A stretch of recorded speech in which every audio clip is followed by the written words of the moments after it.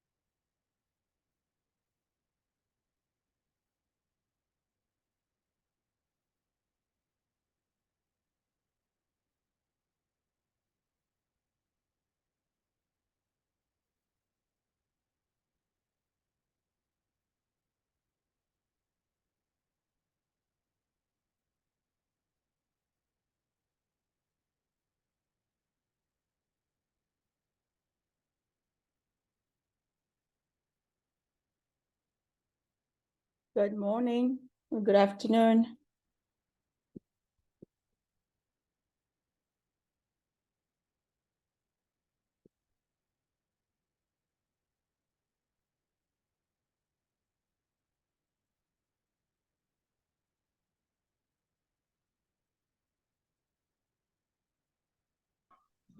Hey, hello.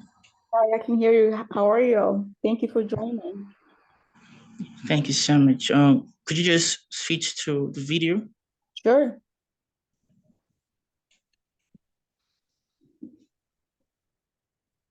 All right. Hey, Ah, thank you. welcome back to my YouTube channel. It's a pleasure having you here. For sure, for sure. Thank you for having me. It's my pleasure Yeah, to be a part of yeah. your All work. right. Let me explain myself further. I'm a radiologist, medical student, and I'm also a medical writer. I write for healthcare organizations. Trying to turn medical jargons, into some readability for others to, learn, you know. So, enough of me. Today is a very amazing day. I have a sweet guest here. She's a nurse, based in the US. I would like to introduce yourself. Sure, sure, Over sure. to you. Sure. Thank you so much for giving me the opportunity to be part of your work. I'm very appreciative of that. So my name is Meheza. I am a nurse practitioner.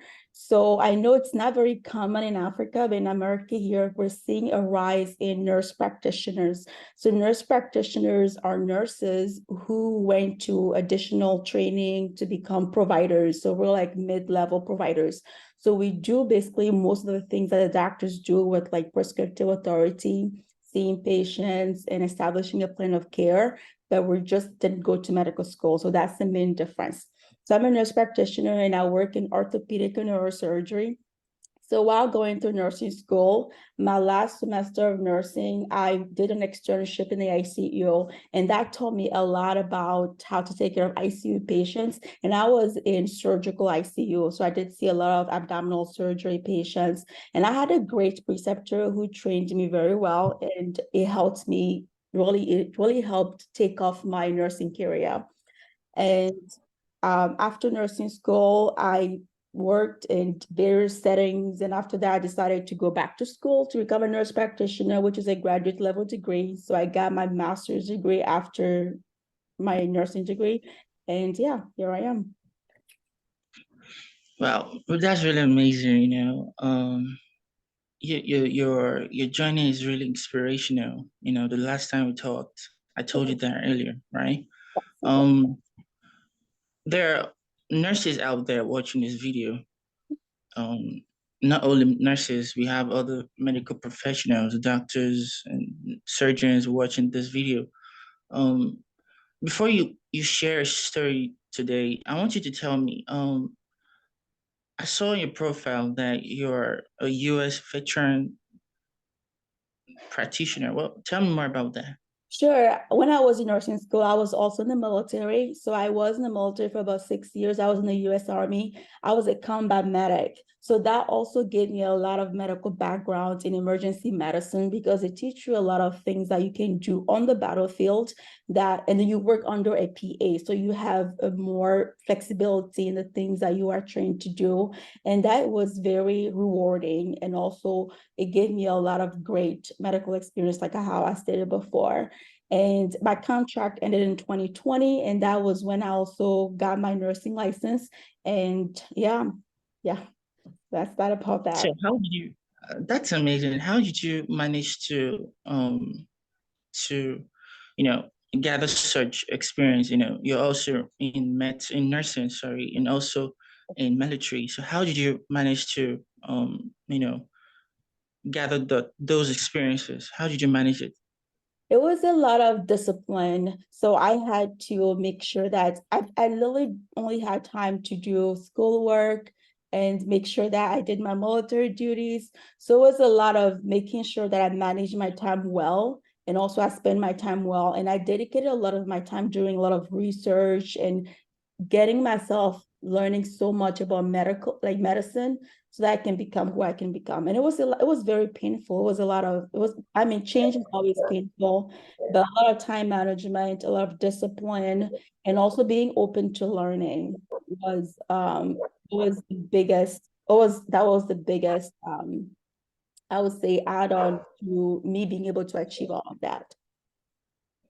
Wow, that's amazing. Why did you join nursing school? Why did you venture that passion? You know, how did you come up to like you want to pursue a career in nursing? What gave you that intention to do so? So first, it was my mom. My mom influenced a lot of my decision in nursing, and so my mom is a nurse as well. So growing up, also I remember I we had a neighbor who was a doctor, and I just liked what people did in medicine. I feel like medicine is such a wonderful path, medicine or nursing, whatever that may be, because all we do is help patients and make sure people get well. So there is a very reward that comes from doing that. So definitely my mom influenced my decision to go into nursing. And then I wanted to try and just see what will come out of it. So I got my bachelor's in nursing because I wanted to make sure that, well, if nursing wasn't something that I liked, then I can go back and do something else or I can venture into something else. But then when I got my bachelor's in nursing, I fell in love with nursing and yeah, I just kept continuing. Yeah. That's amazing that your mom is really played a very good path, in making you to follow your dreams and pursuing nursing. That's amazing. Meheza is really amazing. So tell me, how do your mom feel that you've really achieved your dream? How happy is your mom right now?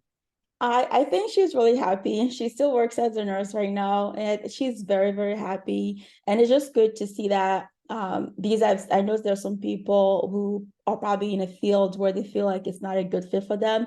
And my mom, I think she's happy that at least where she steered me to go, it's bringing so much joy and fulfillment into my life. So yeah, she's happy.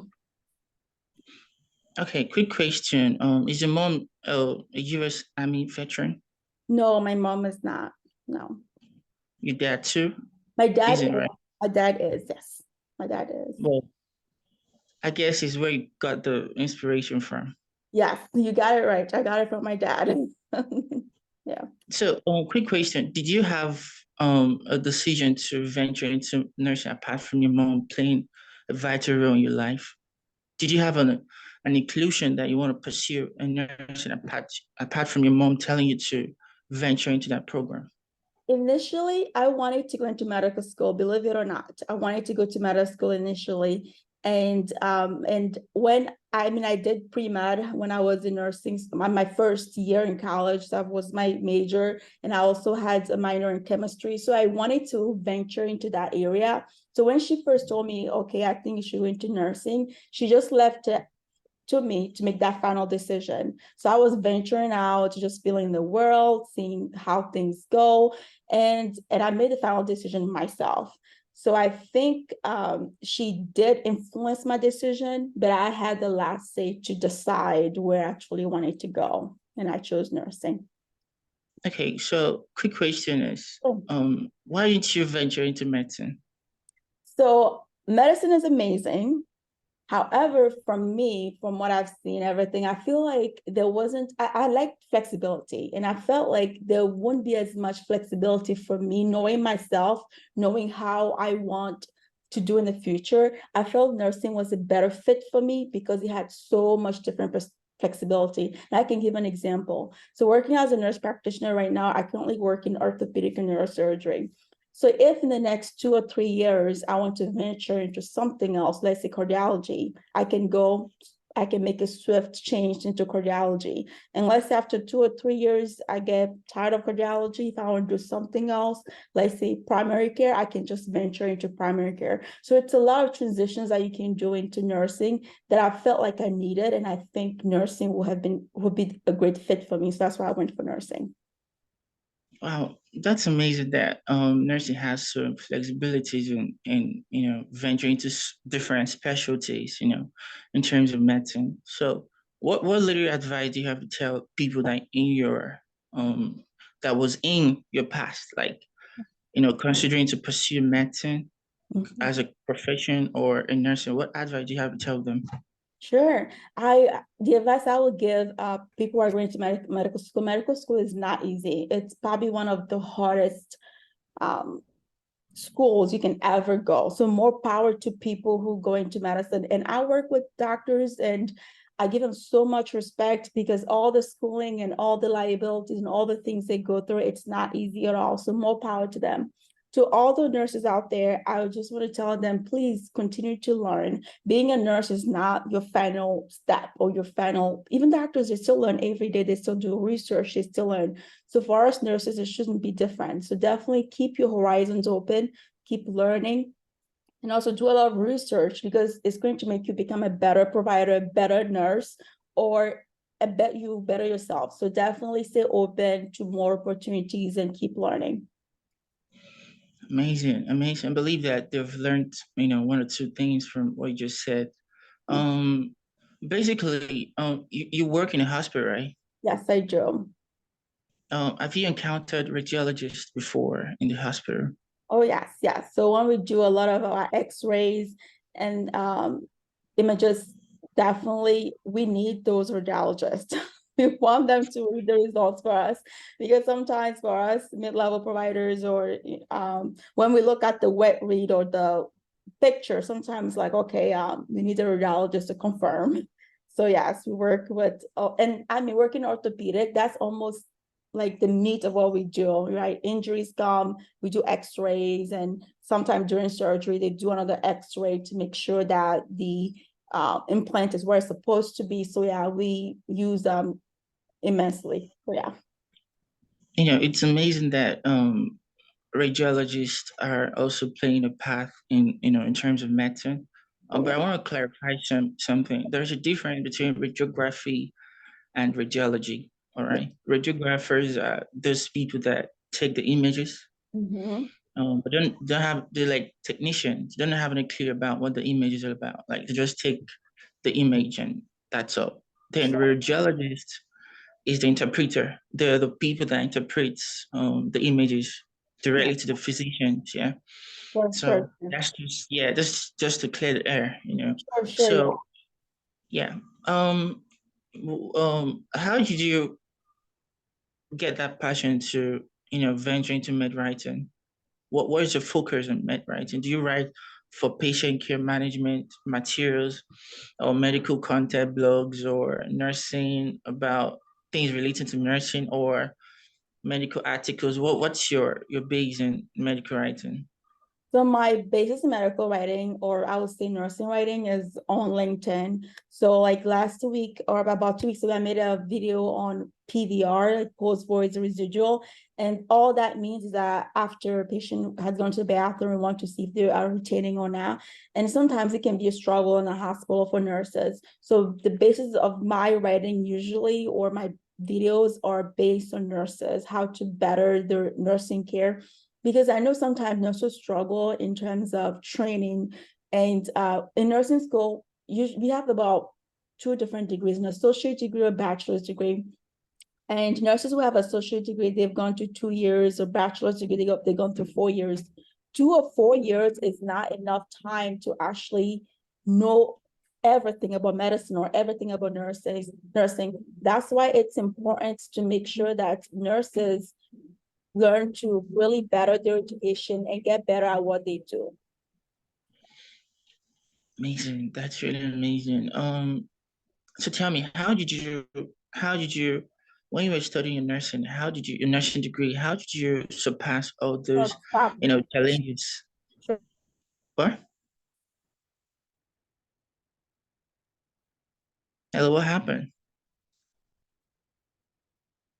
Hello?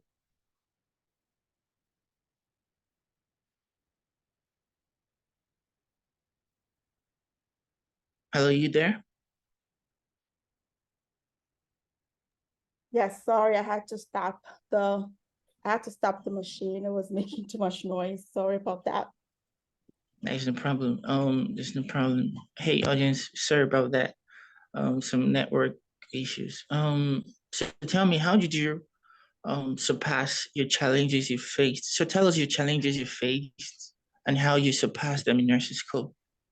Some of the challenges I faced usually, well, when I was in nursing school, was just learning in general, or having that knowledge or that base knowledge. And we've always had a preceptor, or you always have another nurse who you can go to and talk and ask questions. So just having that knowledge sometimes is very intimidating.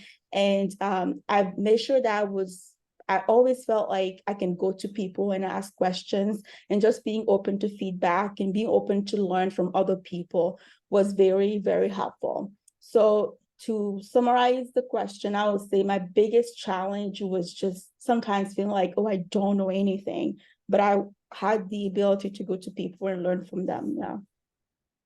Okay, so amazing, amazing, amazing.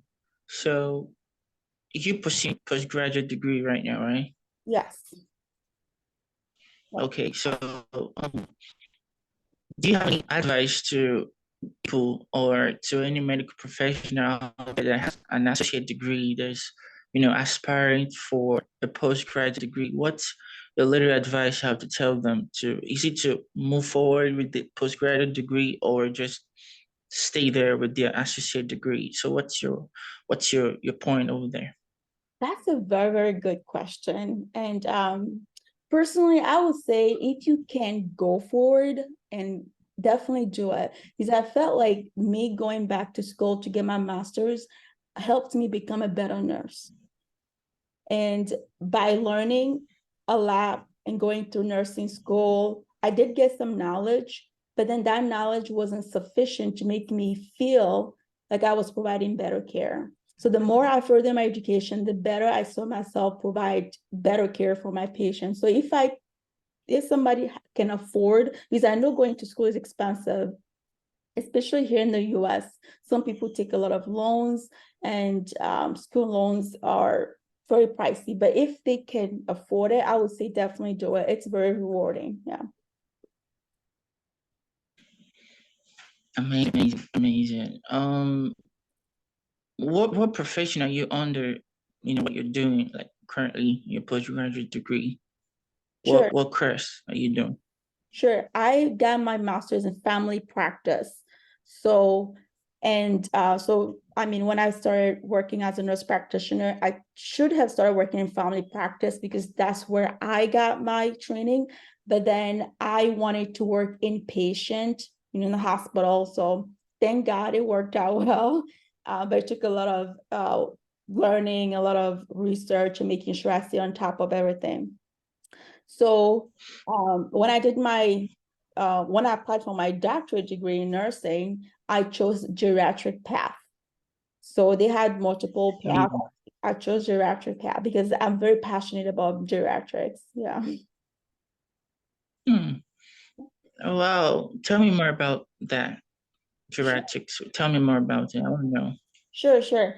When from 2013 until 2020, so for about 7 years, I was working as a nurse aide in long-term care. So I took care of geriatric patients. So I'm very familiar with geriatric health, and yeah, that's why I chose Yeah, it. that's where you got your inspiration from. Yeah. Yes, yes, yes, yes, yes. And I feel like geriatric Um, health. I'm sorry. Go ahead. um, I'm thinking like let's talk about my country for a little bit. Sure. In Nigeria, when you're studying radiology or radiography, once you get your BSc or your master, that's enough. Mhm. That means you're gonna work in a hospital. But if you're aspiring to go get your PhD or other level up, degrees, that means you're an academician. That means you're gonna like teach in the in the school, university, or anywhere, training up the upcoming radiologists, medical students in the school. So I'm really impressed. What about nurses that in nursing school teaching nursing students? What do you have to say about like how did they attain that level of academic excellence? What advice do you have to say about that? So for nurses to be able to teach other nurses, so for example, if you are a bachelor's level degree nurse, you can teach associate degree nurses, and you can Yeah. also teach. We call them here LPN, so licensed practical nurses. So there are nurses that are kind of below registered nurses. But then if you want to teach bachelor level degree nurses, you have to have your master level degree to teach bachelor level nurses and a master or above. So if you have like a master and a doctorate degree level, you can teach then let's say bachelor's nurses, associate degree and LPN. So, and I also do have a part-time job to teach LPN. So I teach LPN, I do clinicals with them. In the future, I'm hoping to move forward into like academia and do more. And I think getting my doctorate degree will be very helpful, and it will set me up for success to be able to do what I want to do in academia. Yeah, so I was right. I was right. What to You say. I was are. You right. hit it right on the nail. Yeah. Okay. Um, I would say something about I told you about Alien. Alien was a med-surg nurse that ventured into freelancing full time. She had to quit her nursing job and then ventured into nursing, like I'm sorry, freelancing last year in November. It's Mhm. on my YouTube channel too. We had a discussion about how to like what prompted her to do such a well, I say nasty job. You studied, she did, yeah, she got a degree Mhm. in medicine, yeah, in bachelor's degree, University of Salford in the UK. So then Mhm. she moved down to the US to did another degree in nursing. So Oh, she had like a two-degree stuff, and like that's a whole number of years spent in school. wow. And you also did your master's, also did your nursing, wherever in PhD and everything, and you just quit. Mhm. That gave me more incentive to tell me like why did you do that? Why did you switch? That means you wasted your how many years did this she spent like 6 years in med school, 4 years. That's over 15 years in school, and you just had to drop it and then moved into freelancing. So she kind of like shared that story. Mhm. And since I posted that on my YouTube channel, that really got more recommendations from people. People telling me, "Hey, that's amazing. That's cool. I really learned something." And that really convinced a lot of people to move into freelancing full time. You know, For sure. so yeah. So how you balancing that equation? Like you're doing your master, your PhD right now. First, secondly, you're kind of like teaching, you know, Yeah. also helping to groom other people that are in the training. And three, you're also freelancing. That's kind of like being ambidextrous. You're doing two things at a time. So how you balance that equation for people in your position? Because I'm also in your position. Like I'm studying radiology, in third year. So I'm also doing I'm also a medical freelancer. So I'm going to share my story, how I'm balancing that equation. So Sure. tell us, for people also in your shoes, also freelancing and also doing some nursing degrees and stuff. So how you balancing that equation? Okay. So for me, on my day job, I do my orthopedic and neurosurgery is day from 6 to 4. And after, let's say 4, sometimes they will page me. And then on the other side, I am also going to school for my DMP. So in the afternoons, usually I would do my homework and I would do my papers. Or sometimes I wake up early, like around 4 o'clock, and do my homework until about 5 or 6 and get to work. And then after work, do more homework. And for the teaching job, I do that 1 day a week. And for the online videos and stuff, I do that, I would say, in the evenings usually.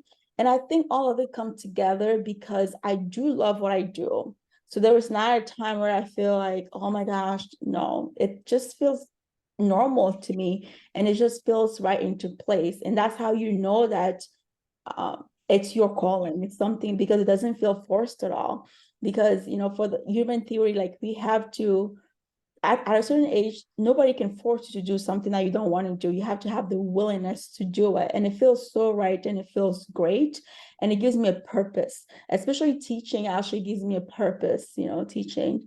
And for my doctorate degree, I'm learning so much from the program that it makes me a better provider. It makes me a better person I am today. And it brings so much more to me that it just feels normal to me. Yeah. Well, so that means your passion is moving you through all what you're doing right now. Oh, definitely. I'm very passionate about what I do. It doesn't feel like work at all. Just feels great. Okay, so I've met a lot of people that don't have any background in nursing or any background in medical stuff. I know they're also in, writing medical stuff as a medical writer. So what do you have to say about people that don't have background as you have right now? Like you have a background in nursing already, and you're also a freelance, writer, you're writing things about nursing and stuff. So what do you have to say about people that don't have any background in nursing, but they're still doing very well in freelancing or writing things related to nursing? What made them to achieve that kind of goal? So I believe that everyone has something to teach someone. And I love learning from other people. You don't have to have gone through school to have some type of knowledge to share. You don't have to have some extravagant degree to share something or to teach someone something. You have something to teach someone. It could be anything, or how do you deal with stress? Or how do you deal with everyday life, or how do you do something? There's so much more that people have within themselves, and sometimes fear is what stops them from sharing their experiences. So I would definitely say go for it, and if you have something to share with the world, go for it. Any advice is important, so it doesn't have to be like a fancy thing. No, just share what you have. You definitely have something within you. And just to expand on that, I love learning from people, and I feel like sometimes we feel as though, oh, you have to have all these degrees to be able to stand in front of people and share your experience. That's not true. I learned so much more from people who don't have degrees. It's amazing. So definitely share what you have. Yeah, skills is really important, apart from your degrees, all the certifications you have, skills is also very important. Definitely. Um, Meheza, your stories are really inspiring. I believe that people have really learned a lot from you. So, there are also nursing students out there. They are still considering into, moving to freelancing and all the kind of writing stuff. So tell us why. Okay, quick question now. Sure. There's something that keeps my mind. What made you to move into freelancing? Do you have any passion when you were like little, in terms of writing? Did you have any passion about it? Then we Um, can go from there. sure. I've always been afraid to share what was on my mind. Always been afraid. But sometime this year, I just said to myself, you know what?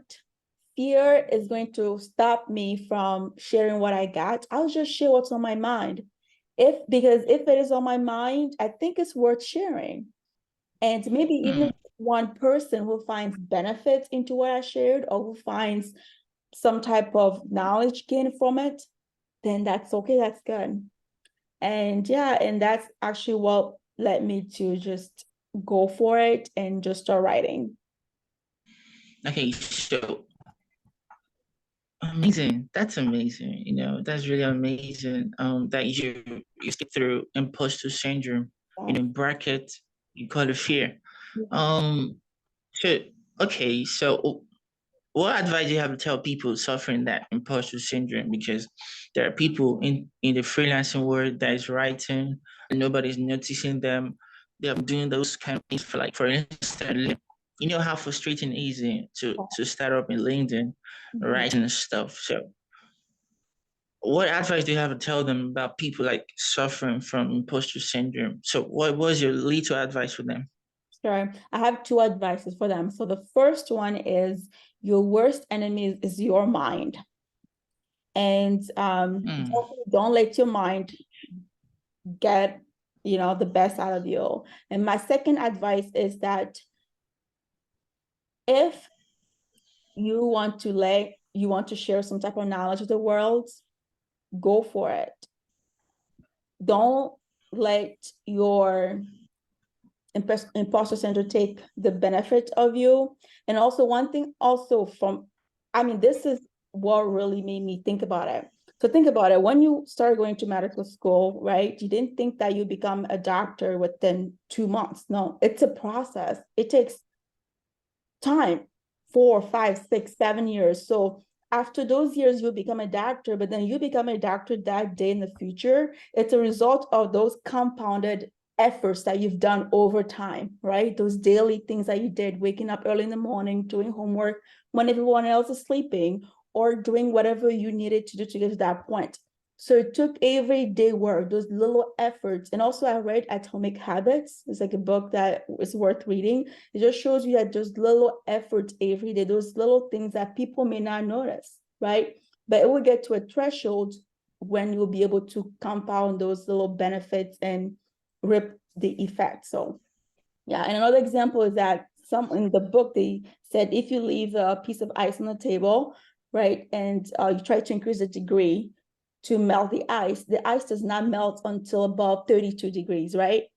It can be at 0 degrees, still ice, 1 degree, still ice, 3, 4, 5, 6, all the way up to 30, still ice, 31, still ice. But then at that 32 degree, that's when it's going to melt. So even if you're not seeing changes, just keep going, keep going, keep going. It will come. Amazing, amazing. Yeah, so that's a nice suggestion to read books. Yeah. For instance, me as a medical student, if you don't read, I guess you can't prove yourself. Right, right, Reading makes so much to prove yourself and also to be a leader in what you're doing. For right, instance, in my country, Nigeria, the very sad time, I'm gonna be very, honest with you. The lecturers are really not doing much for us. They're right. really concerned about teaching and all the things because they really owe lecturers Yeah. much for money. They don't pay them. So Mhm. because of that non-payment, they are really lazy in coming to class to teach. So as a human being like me, as a radiologist medical student, I don't let that get to me at all because you see in a semester you just have to two lecturers come teach you for a whole semester. The Right, other right, classes nobody's coming. right. Yeah, that's so wrong. Yeah, that's so wrong. But me, I don't let that get to me because I know what I'm finding my future. I know I'm very patient in taking steps, right? So, um, what we're gonna do right now is I took it to my time that I'll study studies, gave me that liberty to attain the kind of knowledge I have right now. So yeah, that's enough about my story. So, Maiza, thank you so much for today. Really appreciate you coming over to, leaving your schedules and, what you have to do today just to hop on my YouTube channel. That's really amazing. So what is your last word to my audience today? I first want to thank you so much for all the work that you do, and keep pushing, keep pushing, keep pushing. And my last word of advice for your audience is that I know your audience is full of probably medical students and also MDs, but then all the nurses always respect the doctors, because I know there's this back and forth with nurses and doctors all the time, but doctors are such a big leverage of what we do as nurses and nurse practitioners. So definitely keep that relationship going. Make sure there's a good, nice relationship between nurses and doctors. And all my nurses, don't be afraid to ask doctors questions, because I've had so many doctors who taught me a lot of things. They're open to teaching me so much more. So definitely be open to that, and keep up with learning more and becoming a better version of who you are, because the more you learn, the better you can care for your patients. So yeah, and thank you so much for this platform. Amazing. Appreciate it. Yeah, we'll do this more in the future. For sure, for sure, for sure. Yeah. All right. Thank you so much. Take Yeah. care. Well, thank you for watching us. Thanks. Bye. Yeah. Bye, everyone.